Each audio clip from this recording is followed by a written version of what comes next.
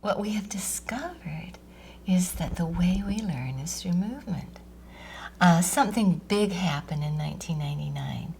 Gerd Kepperman and Fred Gage discovered that we're actually growing new nerve cells until the day we die, as many as 60,000 a day.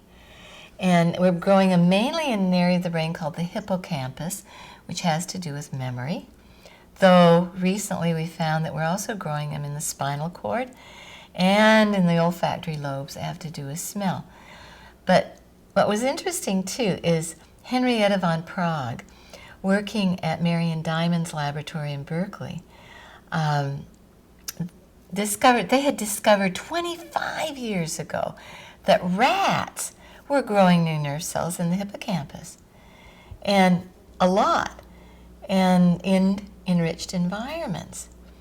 And we said, but we're not rats. And now we're seeing the same thing in humans. So she decided to take apart the elements of an enriched environment to see what it was exactly that was causing those nerve cells to grow. And it was cross-lateral integrated movements, running wheels. So like when we walk, or when we swim, or when we climb a tree, or monkey bars, all of those movements, those cross-lateral movements, are the things that are growing these nerve cells till the day we die. Cross-lateral movement is something like just walking. Where the one arm, the right arm, is in sync with the left leg and cross-laterally. And you're activating whole brain function through that, which is very exciting. So there's an interesting thing right now. Robert Sylvester, who's one of our great educationalists, pointed out that if we didn't move, we wouldn't need a brain. Because the brain, the way the brain is set up, it's wired and rewired throughout our life by movement. So movement is absolutely key to everything that we do. Movement is extremely important in children. They've got to be moving in order to grow, in order to develop the brain. So there's got to be a lot of movement. They've got to be on their bellies a lot when they're awake so that they can do the reflexes like the tonic neck reflex that allows them to hear. They need to be crawling. We've known this for a long time, that babies have to crawl. Otherwise, they don't get that cross-lateral integration in the brain. And they have a hard time then with eye teaming and also with auditory teaming to be able to discriminate sounds. Dyslexia is primarily a hearing problem, secondarily a visual problem. And in order for children to be able to discriminate sound, they have to move because the whole system is connected together. There's a system within our brain called the vestibular system, the vestibule, the entryway. And it has to do with our inner ear, the cochlea, but more so with the semicircular canals, the utricles and saccules.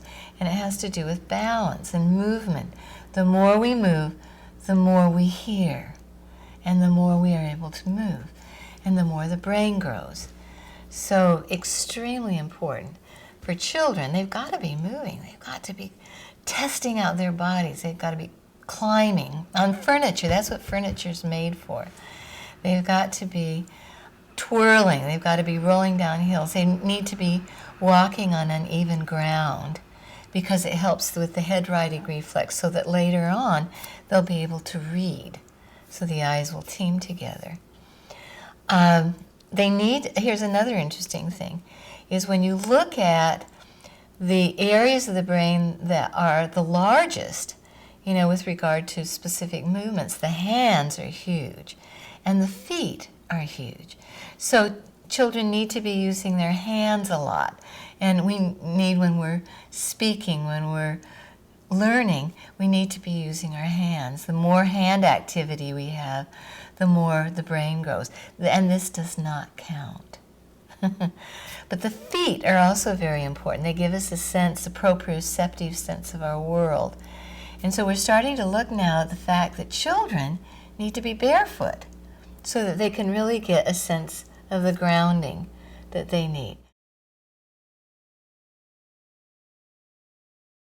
So the cerebellum, we've known, had to do with gross motor movement. But it also has to do with organizing and orchestrating all the executive functions of the brain. That has to do with where we put our focus, how we're able to concentrate and remember, and how we're able to plan and be creative. So it's extremely important, all of the areas. There's also a huge area right here called the motor cortex. It's in the frontal lobe. And one of the things that we find is with children and adults that have learning difficulties is that the frontal lobe of the brain is not as well developed. In fact, in some cases, 80% less developed than in people that are creative and integrated. There are at least 30,000 connections per nerve cell in the cerebellum. It's huge. And so it's affecting everything. When you look at an embryo, what you will notice is that the cerebellum is very large.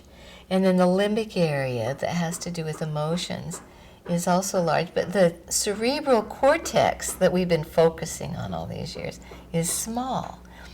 The more that there's movement, the more the cerebellum grows, the more the cerebral cortex will grow over the rest of the brain.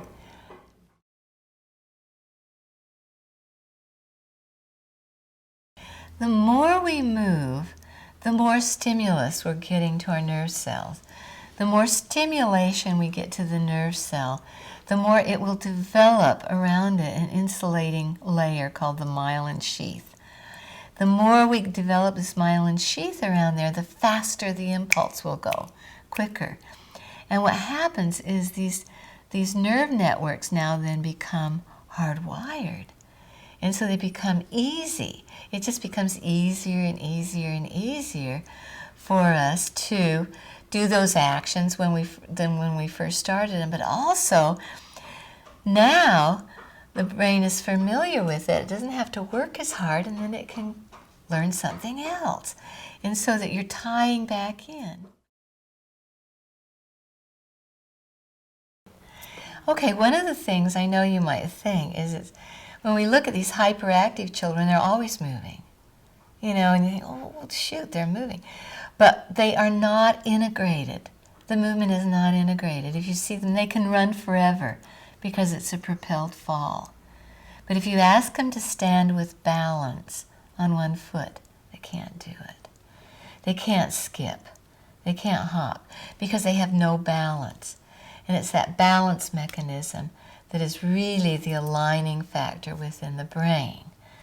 And so the more a child develops balance, and they have to do this by crawling, by climbing, by finding out where their body is in space, and really getting a sense of what that balance means in their body. Balance is really important. Now, it's these same kids that are hyperactive that can't think, because what they're doing is they're focusing so much on being unbalanced in their body that they cannot take in new information and grow the nerve nets that allow them to learn. They're in survival. In my book, I talk about stressed out, survival-oriented humans, which is the label I give to all these kids that we've labeled as hyperactive or attention deficit or whatever. Those are simply behavioral labels. Even when we start to look at the Asperger's spectrum and some of the autistic spectrum, it more is a survival mechanism. They're attempting to survive. When we do that, when we go into a survival state, the neocortex of the brain will actually shut down by 75 to 85%. And we go into a reactive state. We go into the back part of the brain to react, to save ourselves. And we're not going to learn, and we're not going to remember. So being able to come back to a state of coherence really assists the process of allowing us to learn, allowing us to remember.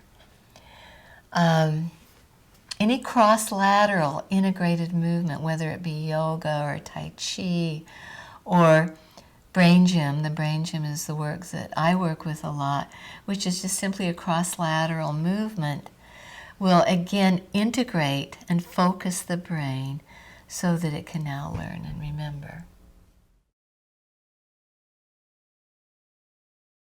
Now here's the thing that I think is really interesting. Learning is the most natural thing we do. It's the most natural thing children do. And they do it because they're curious. You know, they want to know about the world. And every moment is new to them, brand new. You know, and they're really aware of their world if we allow it, if we don't adulterate it by setting up time schedules. And that curiosity is especially, you see that curiosity especially in nature, in play with other children. We do not see that when children are playing with a new technology at all. In fact, we see a lot of survival, and we see a lot of unfocused behavior that is very distractible. And so the child is not able to learn and remember under those circumstances. One of the suggestions I have is that no child even look at a computer screen or television before the age of 8, because it stops their ability to really take in the world and pull it together in a sensory motor way that they can then build on at the age of 8 with the technology. So a big study came out showing that children early that are on computers, the computer is 0 and 1, so it's a very linear function. And what happens is it trains the brain to do only that, which will make them very good at working on an assembly line, but not good at thinking creatively and being able to come up with solutions for the massive of things that are happening on the globe today that we need to be able to address. And so what we see is children in nature, very curious. We see children with another child playing, coming up, imaginating, really using the brain and the whole body to its full capacity. My favorite quote right now is from Einstein. He said, "I have no special gifts. I'm just passionately curious." Now this ties into another aspect that I think is extremely important. We've discovered that throughout the brain are mirror neurons. And the way that we learn to become human, the way that we set up our reality is by mirroring those people around us, by mirroring those people that we find very interesting. So as a parent, and I think of this as a parent and as an educator for me, the more passionate in my life, the more curious I can be, the more curious will be the people around me and the children. You know, if we're passionate as parents. Here's an interesting study, I thought. They did a thing about what we call child prodigies, like Mozart or Tiger Woods. And it had nothing to do with genetics. What it had to do with was the passion within the home. It was really environmental. Before Mozart was born, his mom was playing the cello, and the whole family was so into music, passionately into music. He couldn't help himself. And the same thing with Tiger Woods. His whole family was in. What we mirror is what the children are going to pick up.